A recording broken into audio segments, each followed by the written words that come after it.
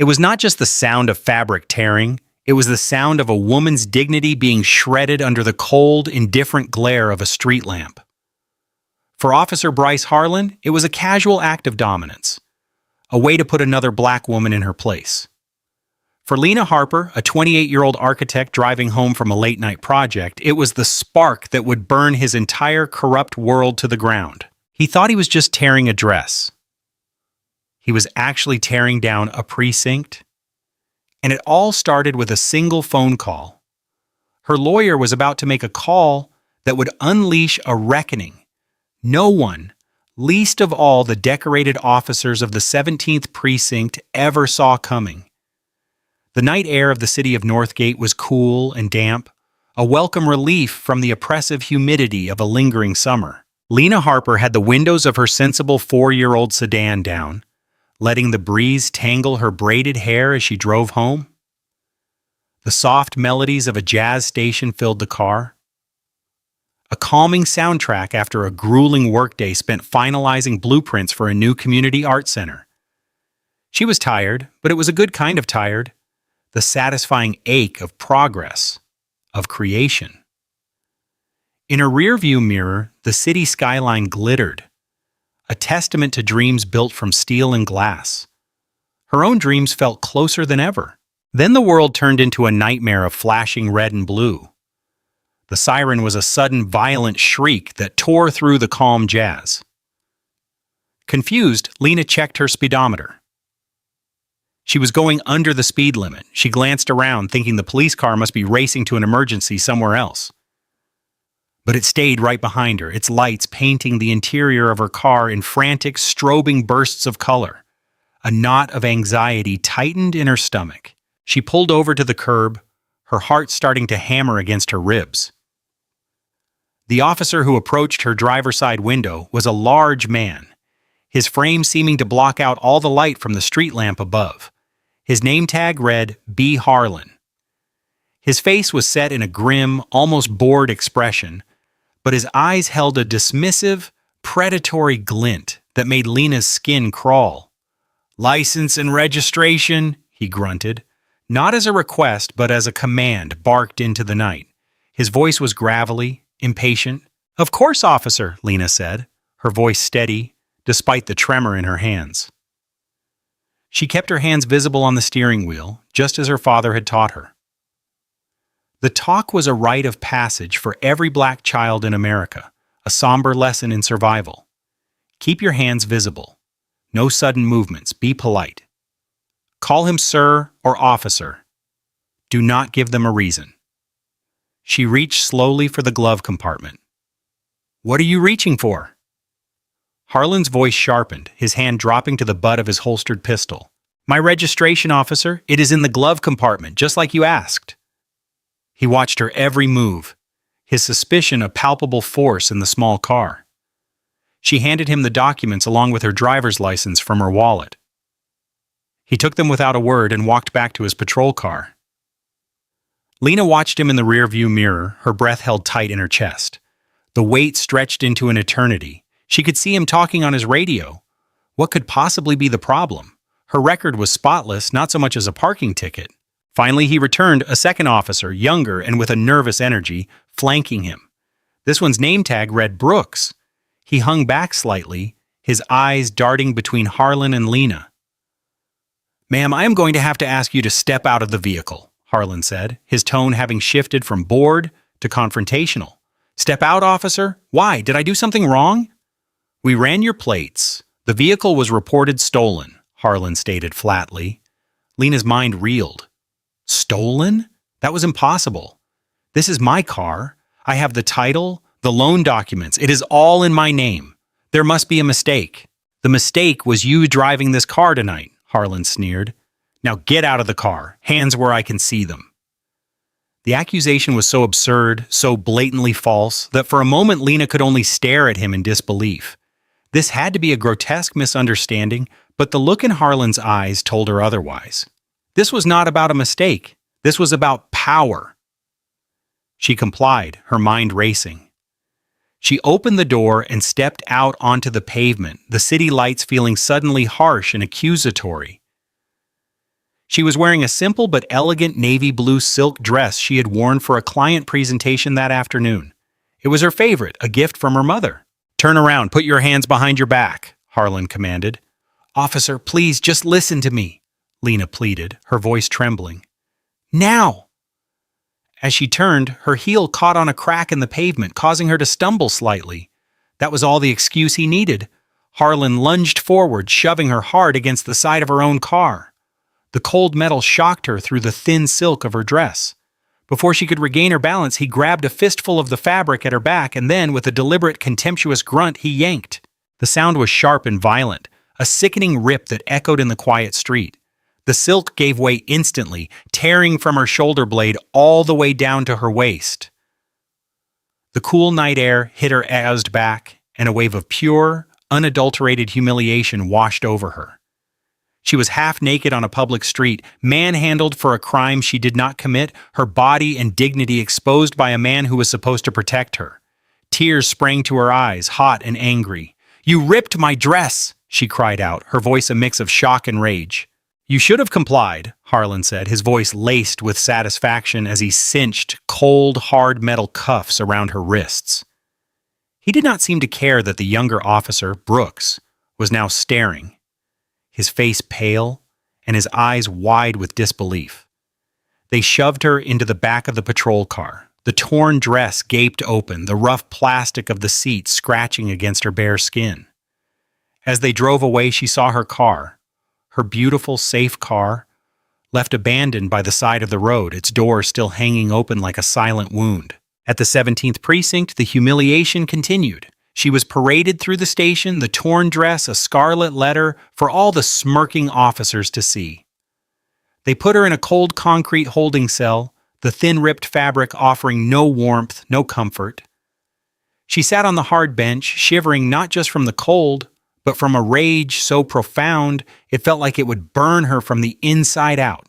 They had taken her freedom, her car, and her pride. They had ripped her dress. They had made a grave mistake. They just did not know it yet. The hours Lena spent in the holding cell were the longest of her life. The initial shock and humiliation slowly cooled into a hard, dense core of fury. She replayed the incident over and over. The sneer on Officer Harlan's face, the sickening sound of tearing silk, the casual cruelty of it all. They had tried to make her feel small, to strip her of her humanity. But as the sun began to cast a weak gray light through the grimy high window of the cell, Lena made a promise to herself. They would not break her. They would regret this. She was released with a mumbled apology from a desk sergeant. The car theft report had been a clerical error. A car with a similar plate number, a different make and model on the other side of the state, had been stolen. The charges were dropped. The sergeant handed her a property bag with her purse and keys, never once making eye contact. There was no mention of the ripped dress, no acknowledgement of the terror and degradation she had endured. It was as if it had never happened. Walking out of the 17th Precinct building felt like surfacing for air after being held underwater. She wrapped her arms around herself, trying to hold the ruined dress together. Every passing car, every glance from a stranger felt like an accusation. She called a rideshare and sat in the back, silent and trembling, the driver occasionally glancing at her in the rearview mirror with a look of pity and concern. Back in the safety of her apartment, she finally broke down. She tore off the remains of the dress and stood under a scalding hot shower, scrubbing at her skin as if she could wash away the memory of Harlan's hands, of the cold metal of the car, of the dozens of leering eyes at the precinct. But it was no use. The violation was more than skin deep. The grief had solidified into resolve. This was not just a clerical error, it was an abuse of power, a targeted act of humiliation. They expected her to be grateful for her release, to quietly absorb the trauma and move on. They had picked the wrong woman. She spent the morning online, not looking for a new dress, but for a warrior. She searched for the best civil rights attorneys in Northgate. One name kept appearing, attached to stories of impossible victories against corrupt systems and abusive police departments: Evelyn Kane. Her firm's website described her as the Lioness of Justice. Her photo showed a woman in her late 40s with sharp, intelligent eyes that seemed to see right through you, and a gaze that radiated an unshakable confidence. Lena picked up the phone. Evelyn Kane's office was in a restored brownstone downtown, a world away from the grimy concrete of the 17th Precinct. The walls were lined with law books and framed newspaper clippings detailing her past successes. Evelyn herself was even more formidable in person. She listened to Lena's story without interruption, her expression unreadable. She had a pen in her hand but did not take a single note, her focus entirely on Lena. When Lena finished, her voice thick with emotion, Evelyn leaned forward, her eyes finally betraying a flicker of the fire she was famous for. "They dropped the charges," Evelyn stated, her voice calm and measured. "Yes, they said it was a mistake," Lena confirmed. "And they gave you your car back?" "I had to go to the impound lot and pay a fee to get it," Lena said, a fresh wave of indignation rising in her. Evelyn nodded slowly. "And Officer Harlan, Bryce Harlan, you are certain that was his name?" "I will never forget his name or his face as long as I live," Lena said, her voice dropping to a near whisper. Evelyn was silent for a long moment, her gaze distant. Lena's heart sank. She worried this legendary lawyer thought her case was too small, a simple misunderstanding not worth her time. Maybe a ripped dress was not enough. "Ms. Harper," Evelyn finally said, her voice now infused with a cold, hard anger that startled Lena. "Most people in your position would try to forget this ever happened. They would take the drop charges as a win and go home. Why are you not doing that?" Lena looked down at her hands, then back up to meet the lawyer's intense gaze. "Because if they can do this to me, a professional with a clean record, a stable life, and get away with it, then who else are they doing it to? Who are they doing it to that does not have the resources to fight back? That dress, it was more than just fabric. It was my dignity. It was my safety. It was my right to just exist. And he took a piece of that from me. I want it back. And I want to make sure he can never do this to anyone else again." A slow smile spread across Evelyn Kane's face. It was not a warm smile. It was the smile of a predator that had just caught the scent of its prey. "Officer Bryce Harlan," Evelyn said, tasting the name. "And the 17th Precinct. I have heard whispers about that place for years. Rumors of a punishment squad that operates off the books, a captain who buries complaints, but it has all been whispers. No one has ever been willing to go on the record. They are too afraid." She stood up and walked to her window, looking down at the bustling street below. "A civil suit for damages is easy. We will win that and you will get a settlement. They will pay you to be quiet. But that is not what you want, is it, Ms. Harper? You do not just want a check. You want a reckoning." "I want justice," Lena said firmly. Evelyn turned back from the window, her eyes blazing. "Good, because that is the only currency I deal in. This is not about your dress anymore. This is about Officer Harlan and the entire rotten foundation of the 17th Precinct. We are not just going to file a complaint, we are going to launch a war." She extended her hand. "I will take your case, Lena. There will be no fee until we win. And trust me," she added, her grip firm and strong, "we are going to win." In that moment, Lena Harper knew she had found her lioness. The call for help had been answered, and somewhere in the dark heart of the 17th Precinct, the ground was already beginning to shift beneath their feet. The war began not with a bang, but with a letter. Evelyn Kane drafted a formal notice of intent to sue addressed to the Northgate Police Department, the city of Northgate, and Officer Bryce Harlan personally. It was a meticulously crafted document outlining the events of the traffic stop in excruciating detail, citing violations of Lena's 4th and 14th Amendment rights, and alleging assault, battery, and intentional infliction of emotional distress. It was a warning shot, a declaration that Lena Harper was not going away. The response from the city's legal department was as swift as it was predictable, a complete and total denial of all allegations. They claimed Officer Harlan had acted professionally and within the bounds of departmental policy. The traffic stop, they argued, was based on a valid report of a stolen vehicle. The tearing of the dress, they asserted, was an unfortunate and incidental consequence of Miss Harper's noncompliance and physical resistance during a lawful arrest. They are painting you as the aggressor, Evelyn said, sliding the city's response letter across her polished mahogany desk to Lena. They are building their narrative, the hysterical, angry black woman who resisted arrest. It is the oldest, dirtiest play in their book. Lena read the words, her stomach churning. I was not resisting, I stumbled. I know, Evelyn said calmly. And you know, but now we have to prove it. And to do that, we need the one thing they will fight tooth and nail to keep from us: evidence.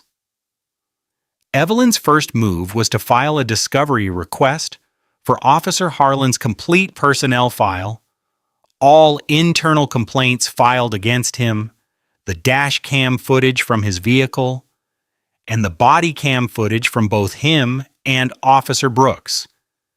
This is where they hit the first brick in the wall, the infamous blue wall of silence.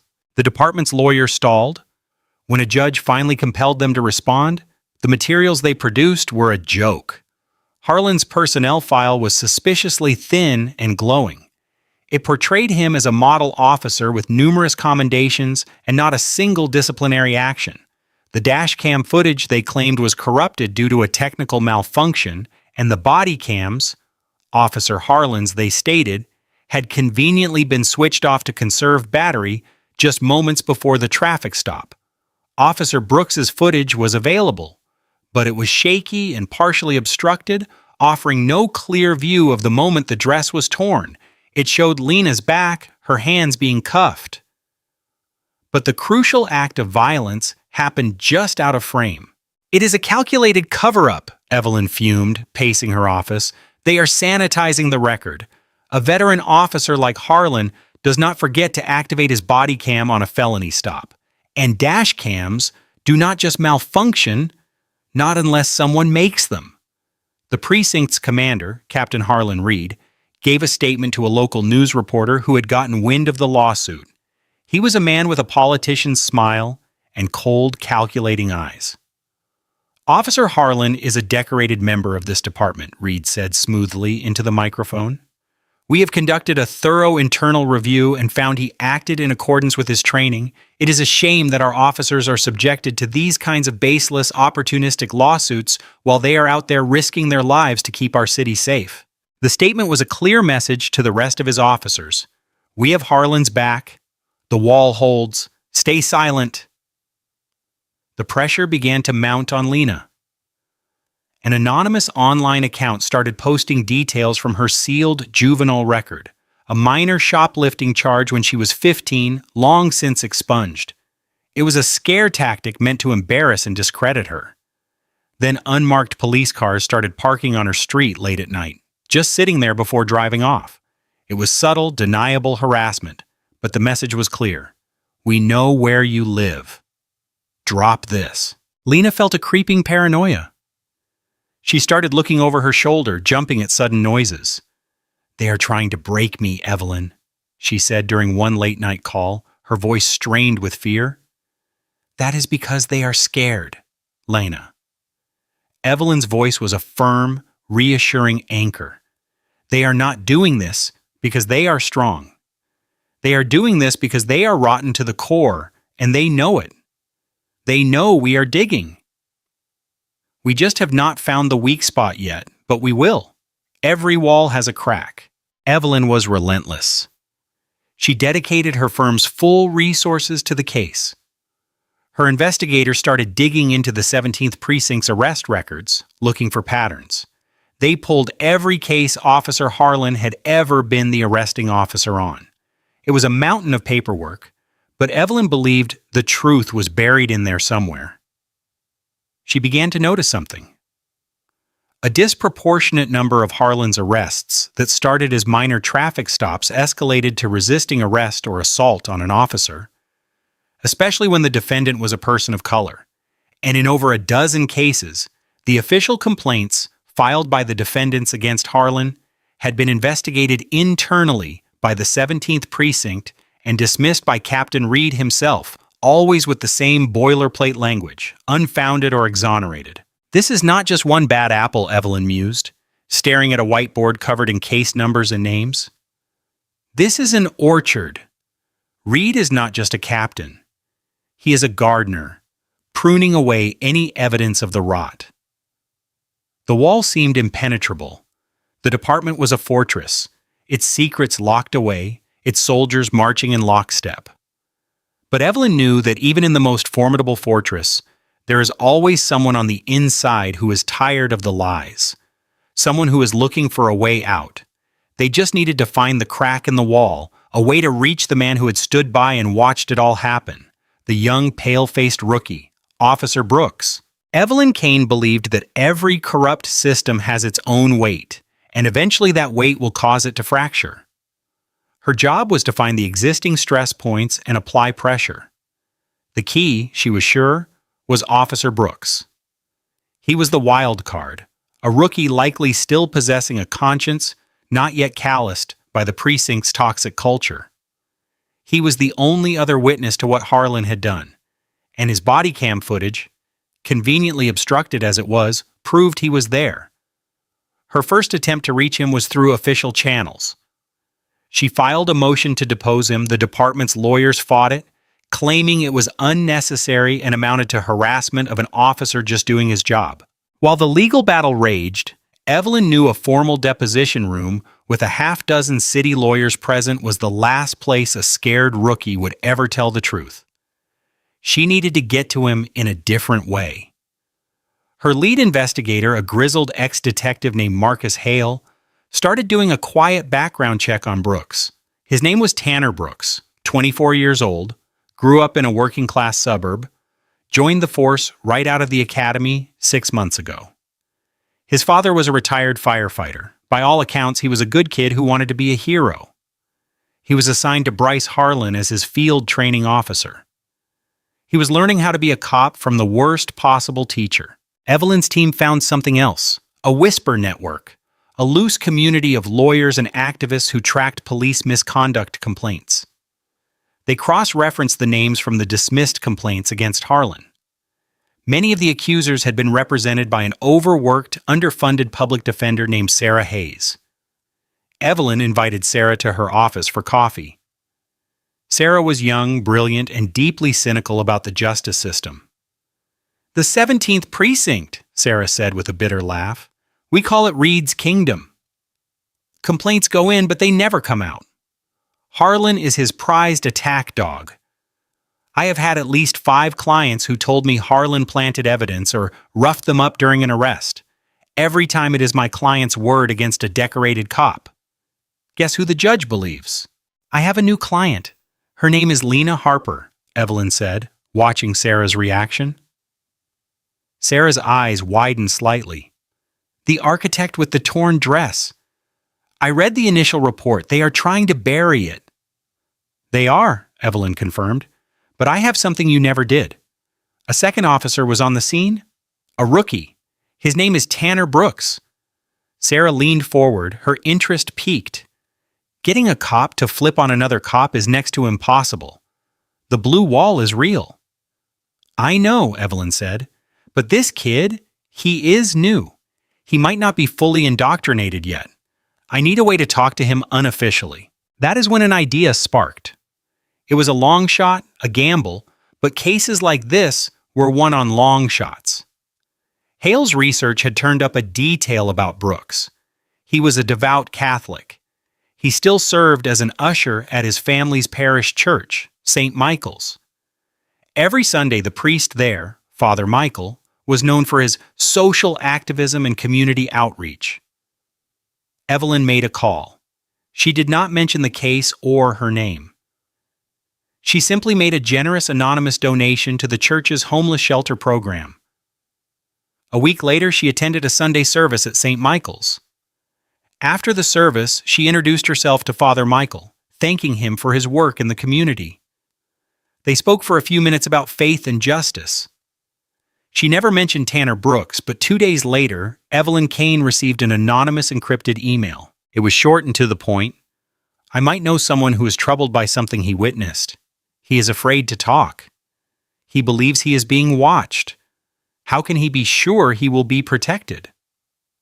Evelyn's heart leapt. This was it. The crack in the wall.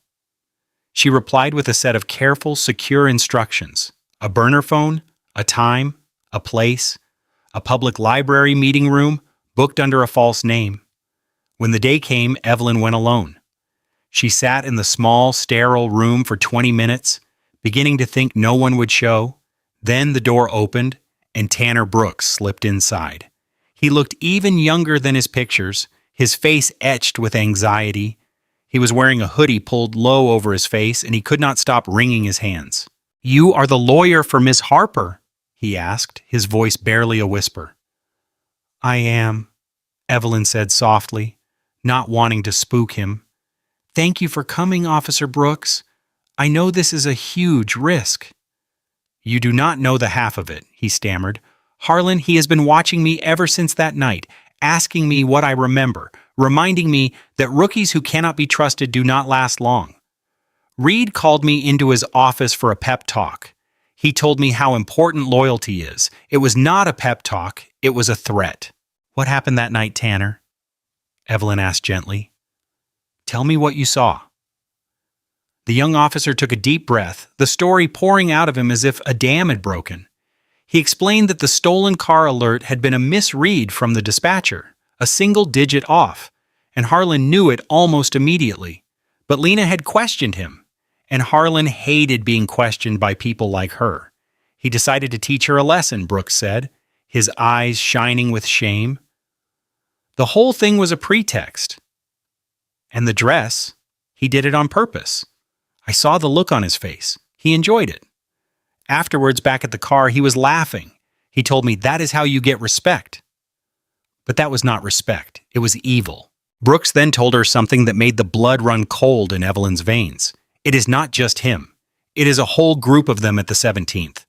They call themselves the Keepers. Harlan, a few other senior guys.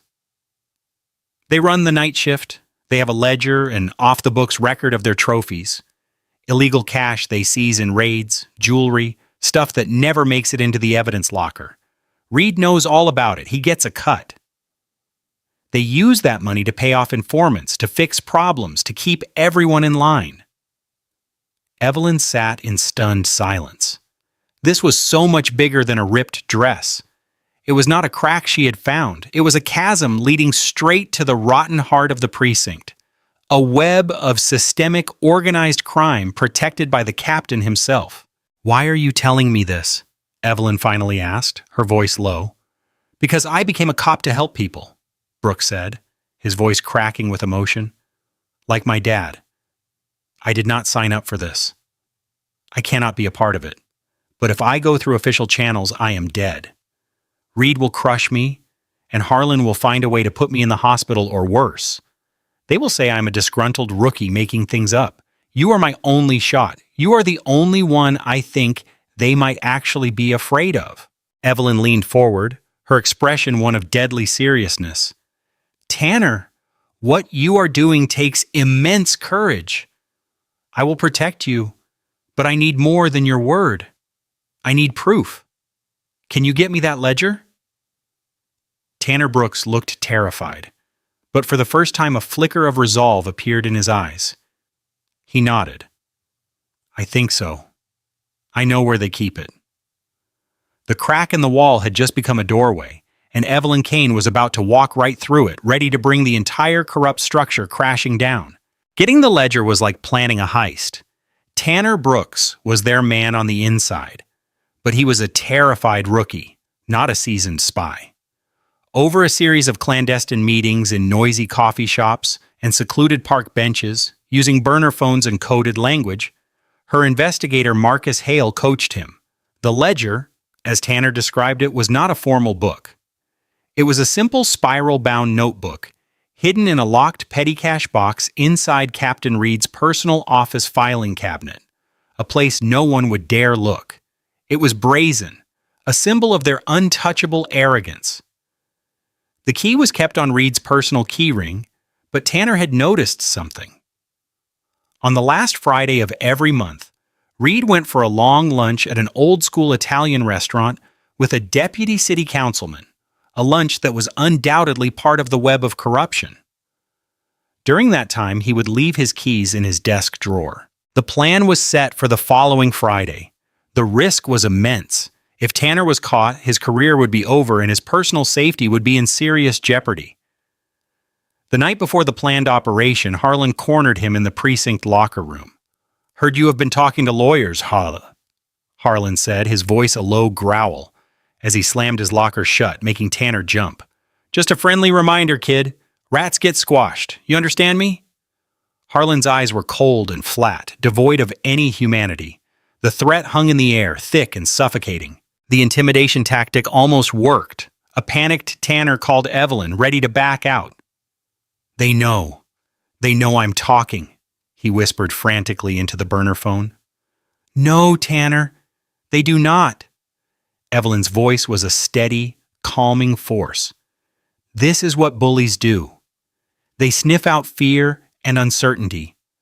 Harlan does not know anything for sure. He is just trying to spook you. He's trying to reassert his control. Do not let him. Think about Lena Harper. Think about all the others. This is bigger than his fear tactics." Her words strengthened his resolve. The next day, his heart pounding in his chest, Tanner went through with the plan. While Reed was out, Tanner feigned a computer issue that required him to be in the captain's office. He managed to get the keys, open the filing cabinet, and find the box. His hands trembled as he used his phone to photograph every single page of the ledger. The entries were a damning chronicle of years of theft and abuse. Dates, names of victims, items taken, and a crude system of codes indicating how the loot was split. Harlan's initials, BH, appeared more than any other. He returned the ledger and the keys just minutes before Reed returned, smelling of wine and garlic. No one was the wiser. That evening, he transferred the encrypted image files to Evelyn. When Evelyn saw the photos of the ledger pages, she knew she had them. It was the Rosetta Stone of the 17th Precinct's corruption. It listed cash from drug busts that was never reported, jewelry from burglaries that was lost from the evidence room, and even protection money from local businesses. It corroborated the stories from Sarah Hayes' clients and dozens of others. It directly implicated not just Harlan, but a half-dozen other senior officers and, crucially, Captain Reed himself, whose initials appeared next to the largest shares. While Evelyn was building her arsenal, the harassment against Lena intensified. One evening, as she was walking to her car from her office, Harlan's personal vehicle, a dark, menacing pickup truck, screeched to a halt beside her. He leaned across the passenger seat, his face illuminated by the dashboard lights. "You think your fancy lawyer can save you?" he sneered, his voice dripping with venom. "You are making a big mistake. You should drop this for your own good." He drove off, leaving Lena shaking with fear and rage. She immediately called Evelyn. "That is it," Evelyn said, her voice like ice. "He just crossed a line from civil harassment to criminal witness intimidation. We are done playing defense." The ledger was the spine of their case, but Evelyn wanted to put a human face to the corruption. Armed with the names from the ledger, Hale and his team began tracking down other victims. Many were too scared to talk, but some, emboldened by the promise of anonymity and the prospect of real justice, agreed to provide affidavits. There was the story of an elderly shopkeeper whose store was robbed, after which Harlan and his crew recovered only a fraction of the stolen cash. The ledger showed they had pocketed thousands. There was a young man who had been arrested on a bogus drug charge after Harlan planted a baggie on him, all to steal a valuable family heirloom, a vintage watch that the ledger listed as a trophy for Harlan. The web of corruption was more extensive than Evelyn had ever imagined.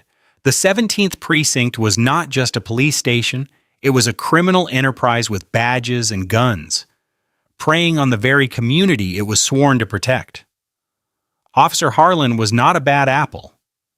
He was a product of a rotten tree, nurtured and protected by his captain, Harlan Reed. Lena Harper's ripped dress was not an isolated incident of an officer losing his temper. It was a symptom of a deep systemic sickness. It was the casual, arrogant cruelty of men who believed they were above the law, that they were accountable to no one. They believed their blue wall was impenetrable. Evelyn now held the sledgehammer that was about to prove them wrong. A civil lawsuit was no longer the right tool for this job. You do not sue a crime syndicate, you dismantle it. It was time to stop knocking on the door. It was time to kick it down. She picked up her phone to make the most important call of her career. The call Evelyn Kane made was not to a judge, a prosecutor, or a city official. She knew that route would get bogged down in politics, internal investigations, and professional courtesy. The system was designed to protect itself. To bring down Reed's kingdom, she needed to go outside the system.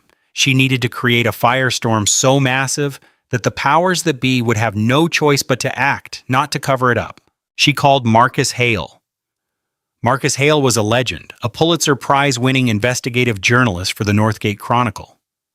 He was old school, a man who lived by the motto, "Comfort the afflicted and afflict the comfortable." He had a reputation for being relentless, incorruptible, and fiercely protective of his sources. He and Evelyn had a long history of professional respect. She had occasionally been his anonymous source, and he had covered some of her biggest cases. "Evelyn," his gruff voice answered, "to what do I owe the pleasure? Found another dragon for me to slay?" "A whole den of them, Marcus," Evelyn replied, her voice low and serious. "And I have the map that leads right to their lair. This is the biggest thing I have ever seen. It will tear this city's police department apart." They met that night in the newspaper's empty conference room. The air was thick with the smell of old paper and stale coffee. Evelyn laid out the entire story, starting with Lena's ripped dress and ending with the bombshell, the digital copies of the ledger. She handed him the stack of affidavits from other victims and the file on Officer Brooks, whose identity she would only reveal once Marcus guaranteed he could protect him. Marcus Hale listened intently, his eyes scanning the documents. He was a man who had seen the worst of humanity. Yet as he looked at the ledger pages, even he let out a low whistle. "My God, Evelyn, this is organized crime," he said. Looking up from the pages, his journalist's cynicism momentarily replaced by genuine shock. "And Reed is the mob boss. He has been running this crew for years," Evelyn said. "They are untouchable. They harass, they steal, they assault, and he buries the complaints. Lena Harper was just the one who refused to stay buried, and this rookie, he is willing to testify." "He is terrified," Evelyn admitted. "But he is willing. He is the key. But Marcus, if his name gets out before Reed and Harlan are in cuffs, they will destroy him. Or worse." Marcus nodded, his expression grim. "He will be my confidential source with intimate knowledge of the precinct's operations. I will protect him with my life. This story, it needs to be handled perfectly. We cannot just publish it. We need to coordinate the drop, make it a surgical strike." For the next week, they worked in secret. Marcus and his investigative team at the Chronicle worked around the clock, vetting every detail, corroborating every name and date in the ledger with official records, and preparing a massive multi-part exposé. Meanwhile, Evelyn used back channels to deliver a sealed copy of the evidence package to a trusted contact she had high within the U.S. Department of Justice's Civil Rights Division. She did not file it through the local field office, which she suspected had been compromised by Reed's political connections. She sent it straight to Washington, D.C. The plan was for a two-pronged attack. The newspaper story would break on a Sunday morning, ensuring maximum readership and impact. Simultaneously, the federal investigators, armed with the same evidence, would be ready to move. On the designated Sunday, the front page of the Northgate Chronicle was a bombshell. The headline in giant bold letters read, "The Kingdom of the 17th, a den of thieves in blue." The story was devastating. It detailed the systemic corruption, featuring excerpts from the ledger. It told Lena Harper's story in vivid, heartbreaking detail, a photo of her torn navy dress accompanying the article. It included the anonymized but powerful testimonies of other victims. It painted a portrait of Bryce Harlan as a violent predator and Captain Harlan Reed as the corrupt architect who enabled him. The article ended with a quote from a protected source. It was not a police precinct, it was a gang with badges. The city erupted. By morning, every local news station was leading with the story. The mayor was besieged with calls. The police chief was blindsided, but before the city government could even begin to formulate a PR spin response, the second wave of the attack hit. A fleet of black SUVs with federal plates swarmed the 17th precinct. FBI agents armed with federal warrants poured into the building, ordering everyone to put their hands up. They seized computers, files, and evidence lockers. The stunned officers who had considered themselves untouchable just hours before could only watch in disbelief. Officer Bryce Harlan was arrested at his home while reading the morning paper that featured his name. He reportedly threw a coffee cup at the federal agents before being wrestled to the ground in his pajamas. Captain Harlan Reed was pulled out of a crisis meeting at police headquarters. As he was led away in handcuffs, his face a mask of fury and disbelief, he saw Marcus Hale and a photographer standing on the steps. The resulting photo, the disgraced captain, his hands cuffed behind his back, his politician's smile finally gone, would be the defining image of the scandal. The 17th precinct was declared an active crime scene and sealed off. The call Evelyn Kane had made to a journalist a week earlier had not just brought a lawsuit. It had brought down the entire precinct in a single morning. The blue wall of silence had not just been cracked, it had been demolished by a precision-guided missile of truth. The fall of the 17th precinct sent shockwaves through Northgate and beyond. It became a national story, a case study in systemic corruption and the courage it took to expose it. The aftermath was a slow, painful, but ultimately cleansing process of reckoning. The federal investigation, built on the foundation of Evelyn's evidence and Tanner Brooks's testimony, was swift and brutal.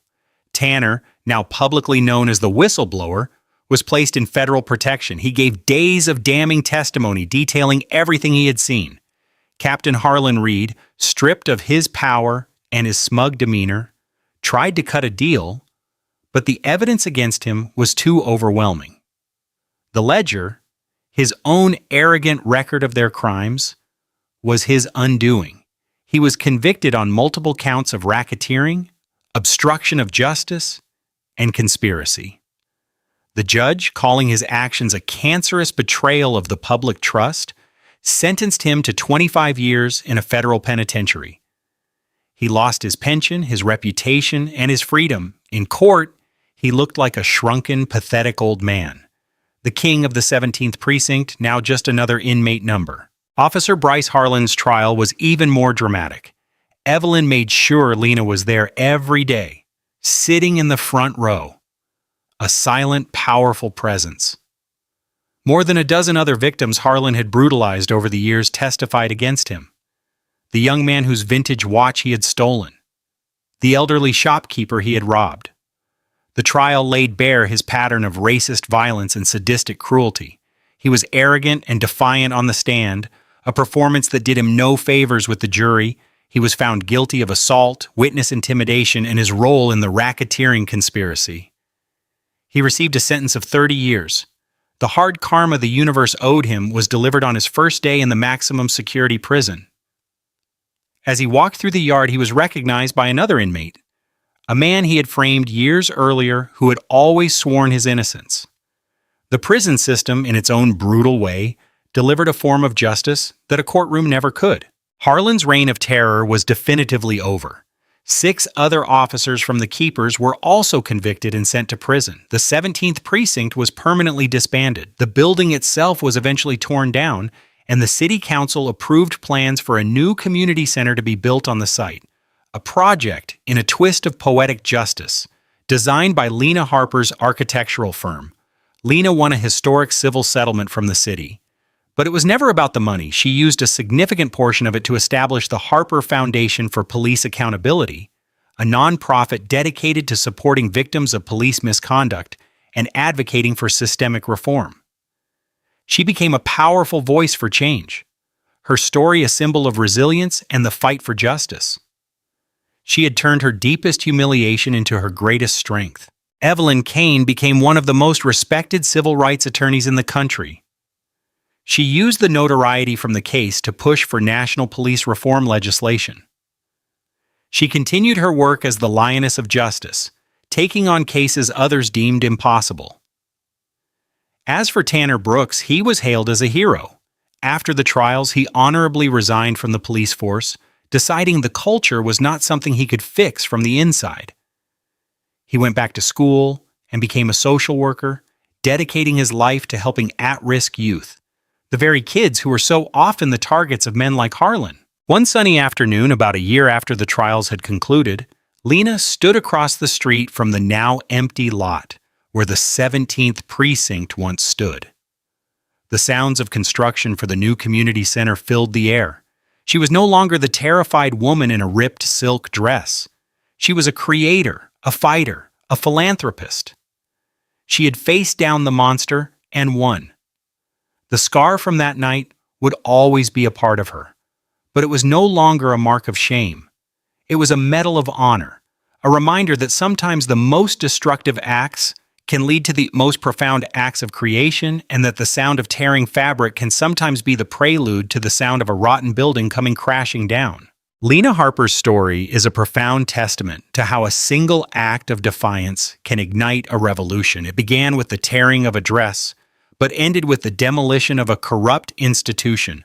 Her journey from a victim of brutal humiliation to an architect of justice shows that the deepest wounds can be transformed into the greatest strengths. The downfall of the 17th Precinct was not merely about jailing one monstrous officer. It was about the courageous acts of a whistleblower and a relentless lawyer who dared to challenge the entire rotten system and its impenetrable blue wall of silence. This narrative, while fictional, reflects a reality many face. It is a stark reminder that true justice is not passively received. It must be actively, fiercely, and bravely demanded. We all have a role to play in holding power accountable. If this story of resilience and ultimate reckoning resonated with you, please help us amplify these important messages. Hit the like button, share this video with others who need to hear it, and be sure to subscribe for more stories that matter. What part of Lena's fight for justice inspired you the most? We want to hear from you, so please leave your thoughts in the comments below. Thank you for watching.